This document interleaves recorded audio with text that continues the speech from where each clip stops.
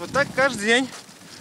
Почти километр туда, почти километр обратно. Вот так по бездорожью из Айдулины добираются до машины. Весной и осенью ее оставляют на соседней улице. Переехала многодетная семья из города в село в прошлом году. Сапоги не снимают теперь круглый год. Мы пешком с детьми в сапогах вот по такой грязи идем домой.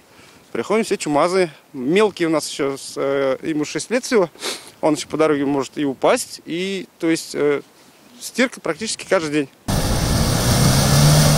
Вот такие у нас дороги. Проедешь, не проедешь, не факт. В непогоду новая улица полностью отрезана от внешнего мира. Скорая помощь по такому бездорожью доехать не может к нам. Этот раз вызывали скорую помощь.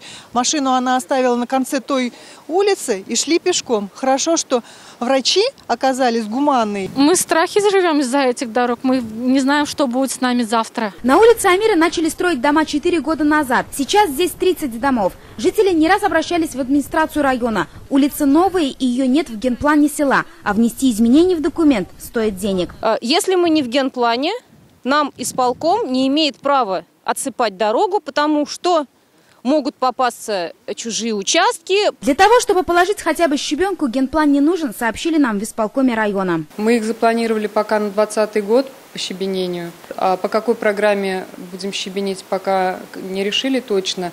В этом году мы сделаем замеры улицы. И там уже будем определяться. Ежегодно из республиканского бюджета район получает 50 миллионов рублей на строительство сельских дорог. Так, в прошлом году отремонтировали 12 километров в 11 поселениях. Программа на 2019 год уже сформирована.